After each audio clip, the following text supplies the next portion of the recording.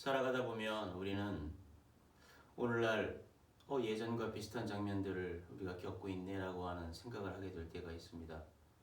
전쟁과 같은 경우, 어떤 갈등들, 어떤 무너지는 관계, 이와 같은 것들이죠. 2000년 전이나 지금이나 세상은 크게 달라진 것처럼 보이지는 않습니다. 그래서 마음속에 이런 질문이 떠오르지 않나요? 사순절을 지키면 뭐가 달라지나? 기도가 하면 정말 세상이 바뀔까? 이 질문 위에 오늘 장면이 놓여 있습니다.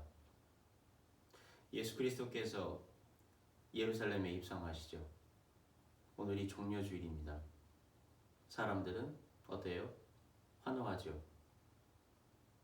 그렇지만 예수 그리스도께서는 울고 계시다고 성경에는 기록되어 있습니다. 더욱이 예수 그리스도께서는 이렇게 말씀하고 계시죠. 너희가 평화에 관한 일을 알았더라면. 이 말은 몰랐다는 뜻이 아닙니다. 알고 있었지만 선택하지 않았다고 하는 뜻일 겁니다. 즉 평화의 길을 거절했으며 평화를 단순히 기대로만 소비했다고 하는 얘기로 해석할 수도 있을 것입니다. 예루살렘은 절기를 지켰어요. 예루살렘은 여호와 하나님의 신앙을 갖고 있었죠. 그럼에도 불구하고 왜 예루살렘은 무너졌을까 생각을 하게 됩니다. 평화를 원했지만 평화의 방식을 선택하지 않았다고 하는 얘기가 될 것인데요. 평화의 방식, 그 대신에 힘으로 어떤 상대방을 이기고 싶어 하고 하나님의 뜻이나 방식이 아니라 각자 자신의 방식이 옳다고 믿고 결국은 평화라기보다는 싸우는 길을 택한 것. 그래서 예수님은 이 예루살렘 도시를 보고 오신 것입니다. 이건 멀리 있는 이야기가 아닐 거예요. 우리도 매일 어떻게 해요? 선택하며 살지요. 감정이 욱하고 올라와요. 그래서 그걸 평상심으로 누르기보다는 그 감정에 휘둘리며 살기도 하죠. 관계가 틀어집니다. 부모 자식 간에, 형제 자매 간에, 또한 선배 후배 간에, 직장 상사 동료 간에 이 관계가 틀어지면 나를 놓지 못하죠. 억울함이 밀려옵니다. 한을 풀려고 하는 것들, 그런 방식으로 우리의 일상은 작동이 되죠. 그래서 우리는 종종 이러한 부분들을 성경에서 나오는 여리고라고 하는 도시, 그 여리고의 방식으로 반응을 하게 됩니다. 여리고의 방식이라고 하는 것은 방어하는 부분이고 공격하기도 하고 자기를 보호하고, 그래서 삶은 점점 작은 전쟁터가 되죠. 그래서 우리가 뭐라고 표현해요? 생활전선이라고 표현을 합니다. 부드럽게 생활전선이라고 하는 말로 바꾸고 있긴 하지만 그 속내는 정말로 치열하지요. 말씀을 준비하면서 여호수아서에 등장하는 라합이 떠올랐어요. 생활전선 가운데에서 멸망 가운데서 희망을 찾던 여인, 죽음으로 가는 것 대신에 새로운 삶을 찾았던 그 여인, 생명의 도시로 향하는 그 소망의 여인 라합을 떠올리기도 했습니다. 여리고는 곧 무너질 도시였잖아요. 그 안에 한 여자가 있었어요. 라합이라고 하는 여인. 그녀는 상황을 정확히 본 것 같았어요. 이 도시는 끝났구나. 이 오래된 도시 여리고는 끝났구나. 그래서 선택을 하게 됩니다. 다른 세계에 자신을 연결하기로 결정을 한 거죠. 그 표시가 무엇이었습니까? 우리는 여호수아 그 2장에서 이게 어떤 것인지를 읽곤 하지요. 창문에 뭐를 매달았어요? 줄을 매달았어요. 어떤 줄이요? 붉은 줄이요. 이것은 단순한 표시가 아니었어요. 나는 이제 여기에 속하지 않는다라고 하는 선언과 같은 그러한 붉은 줄을 창문에 내렸지요. 히브리어로 소망이라고 하는 이 단어, 희망이라고 하는 단어는 티끄바라고 하는 단어예요. 줄이라고 하는 뜻도 있고 연결이라고 하는 뜻도 있고 소망과 희망과 기다림이라고 하는 뜻이 있는데 단순히 기다림이 아니라 줄 혹은 연결이라고 하는 뜻이 강하게 나타나 있죠.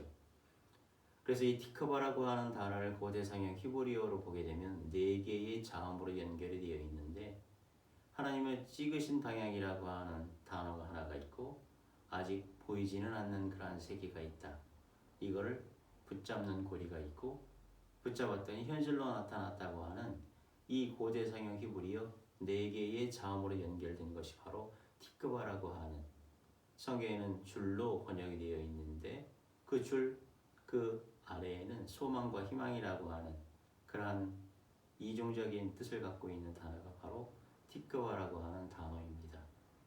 그래서 이거를 어떻게 읽어보면 좋으냐면 하나님의 표식이 보이지 않는 세계와 나를 연결하여 그것이 현실로 드러나게 한다고 하는 뜻을 갖고 있는 것이 바로 붉은 줄, 소망, 희망이라고 하는 단어입니다. 여기서 강한 전환이 일어나죠. 소망은 기다리는 것이 아니다. 소망은 미래의 나를 묶는 것이다. 라합은 기다리지 않았어요. 미래의 자신을 연결했지요. 그 줄 하나에 자기의 모든 것을 걸었습니다. 바울은 우리에게 또한 에베소서 2장 14절 또한 18절에서 우리에게 알려주시오. 그는 우리의 화평이시라. 예수 그리스도는 평화를 주는 분이 아니라고 말하죠. 예수 그리스도는 평화 자체가 되시는 분이라고 그렇게 우리에게 도전을 주고 있어요. 그래서 그 평화는 십자가를 통해서 열린다고 사도 바울은 우리에게 알려주고 있습니다. 우리가 흔히 기독교는 십자가의 그러한 신앙이라고도 얘기하고 부활 신앙이라고도 얘기하는데 이 사순절 절기 6번째 주일이면서 동시에 종려주일, 고난주일이 주간이 시작되는 이쯤에 한번 십자가가 무엇인지 한번 생각해 보면 좋을 것 같아요.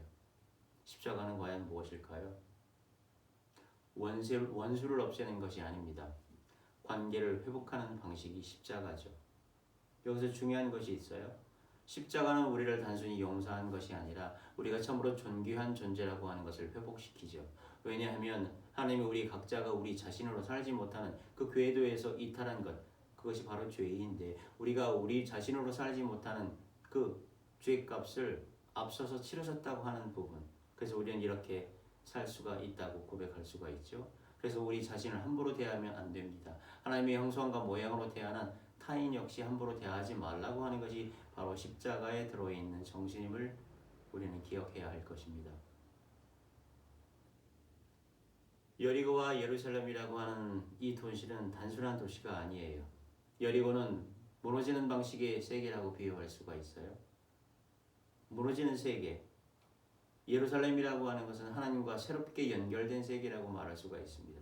근데 중요한 사실은 어떤 거냐면 우리는 일상 가운데에서도 이렇게 무너지는 방식의 세계와 새롭게 하나님과 연결되어 있는 이 예루살렘이라고 하는 두 세계에서 여전히 살고 있다고 하는 것이죠. 어떻게 건너갈 수 있을까? 성경은 우리에게 건너가는 방법은 복잡하지 않다고 얘기하고 있습니다. 그것은 붉은 줄 하나를 붙잡는 것입니다.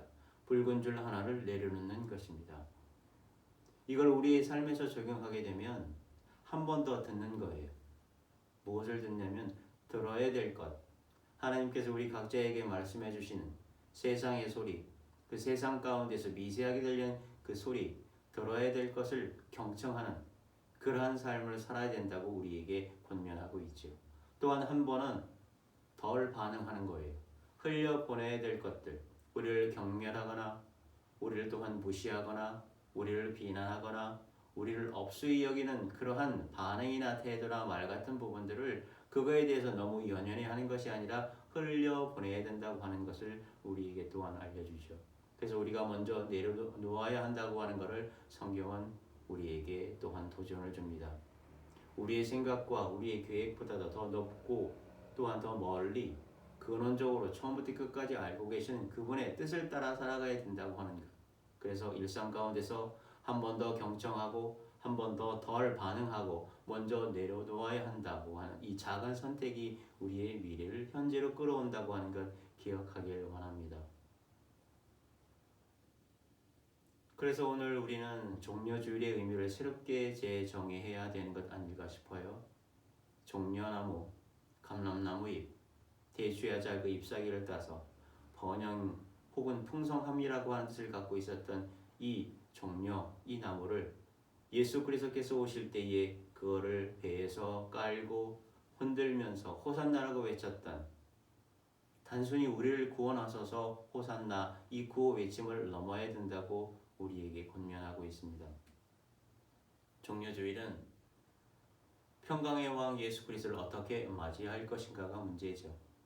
단순히 그 2000년 전의 군종처럼 환호만 할 것인가, 아니면 나의 삶을, 우리의 삶을, 우리의 가정에, 우리의 사회에, 우리의 민족에, 우리 국가에 그 삶을 라합처럼 방향을 바꿀 것인가, 죽음에서 생명으로, 절망에서 희망으로 이렇게 방향 전환을 할 것인가라고 하는 그러한 결전의 날이라고 하는 것이 바로 오늘 종려주일의 의미가 될 것입니다.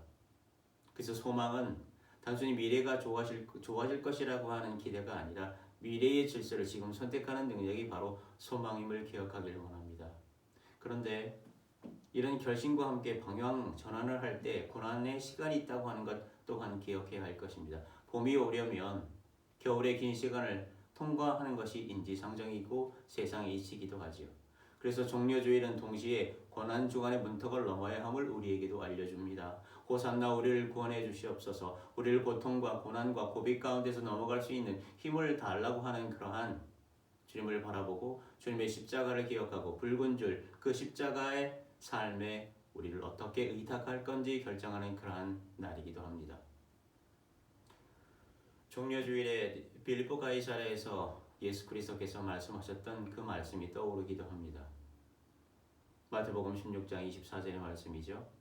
누구든지 나를 따라오려거든 자기를 부인하고 자기 십자가를 지고 나를 따를 것이니라. 누구든지 제 목숨을 구원하고자 하면 잃을 것이요 누구든지 나를 위하여 제 목숨을 잃으면 찾으리라.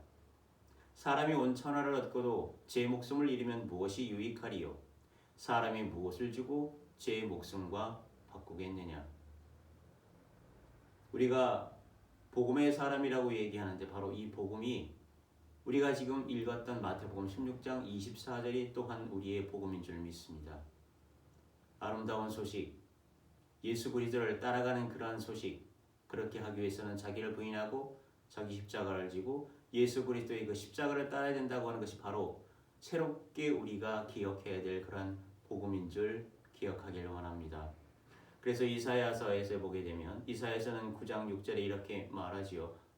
앞서서 예수 그리스도의 그 평강의 왕을 기록해 놓고 있습니다. 그는 기묘자다. 그는 모사다. 그는 전능하신 하나님이다. 그는 영존하신 아버지다. 그는 평강의 왕이다.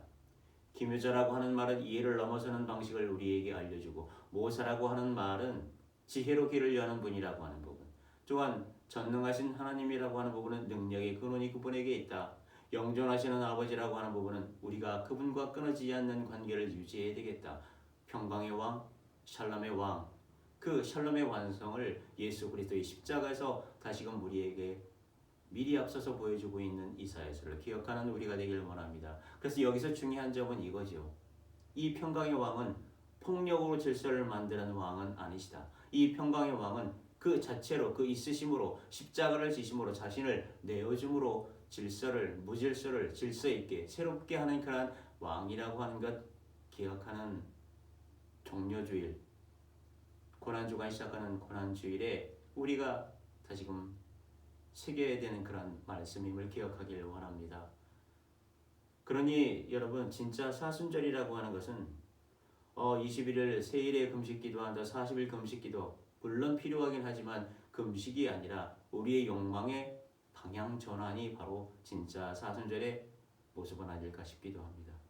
절제하는 것 중요하긴 하지만 절제가 다가 아니라 관계를 회복하는 거지요. 참는 것이 다가 아니라 온유함과 겸손과 자기 생각을 조금 비우는 그러한 절기를 지금 우리는 통과하고 있습니다. 예수 그리스도는 지금도 우리에게 묻고 계시죠. 너는 평화의 길을 아느냐?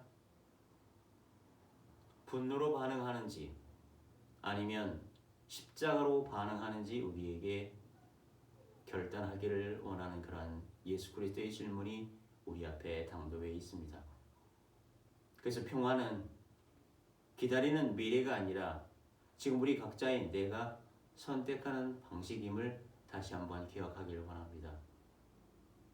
라합이 내렸던 그 붉은 줄, 십자가 보혈로 평화를 만들어가는 길에 참여하길 주님의 이름으로 축복을 드립니다. 기도하겠습니다.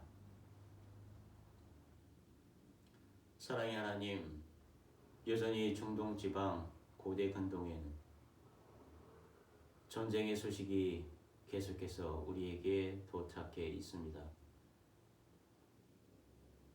어찌된 일이냐 예루살렘아, 그 예루살렘을 보고 그렇게 울고 계셨던 예수님, 2000년이 지나도 그곳엔 울음이 여전히 계속되는 그러한 장소가 되어 있습니다. 사순절 기간에 주님께 기도하고 또한 주님 앞에서 어떤 음성이 우리에게 들릴지 그렇게 듣고 있는데 주님은 대답은 없는 것 같고 우리로 하여금 그 2000년 전의 그 울음을 우리에게 보여주시는 본문을 우리가 읽었습니다. 우리의 방식이 아니고 주님의 방식, 평화를 주시는 그러한 분이 아니고 평화이신 그러한 예수 그리스도를 따라 빌립보 가이사랴에서 말씀해 주셨던 주님을 따라가는 그 길, 우리 각자 우리 생각과 우리의 계획을 내려놓고 주님의 십자가를 따라가는 것이 우리의 삶임을 다시 한번 기억하고 그 아름다운 소식, 복된 소식, 선한 소식, 빛과 생명과 사랑의 길을 가시는 그 예수 그리스도의 십자가를 다시 한번 기억하면서 종려주일, 고난주간이 시작되는 고난주일 주님의 그 길 다시 한번 기억하면서 평강의 왕 예수 그리스도를 따라 이번 주간도 담담하고 견고하게 주님의 길을 따라가는 우리가 되도록 만들어 주시옵소서. 이 모든 말씀 주 예수 그리스도의 이름으로 기도 올리옵나이다.